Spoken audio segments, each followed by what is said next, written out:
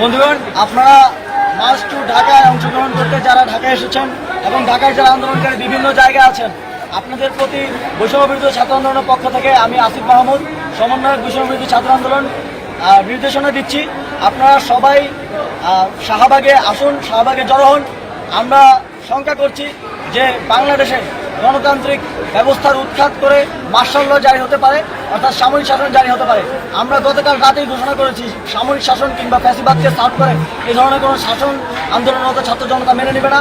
আমরা এ বিষয়ে আমাদের ছাত্র জনতার যে ঘোষণা সেটি শাহবাগ থেকে দেব। আপনারা সবাই শাহবাগে আসুন, যে যেখানে আছে ঢাকার মিছিল নিয়ে শাহবাগে আসুন।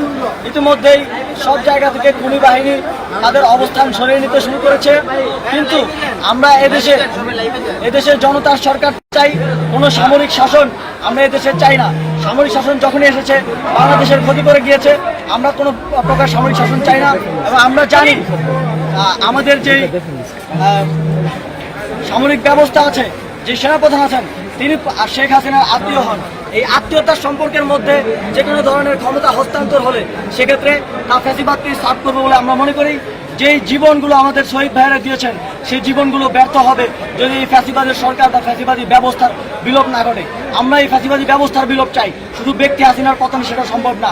আমরা হাসিনার মতো কিংবা হাসিনাকে সার্ভ করে এমন কাউকেই এদেশের শাসনভারে ক্ষমতায় চাই না। আমরা জনতার সরকার চাই।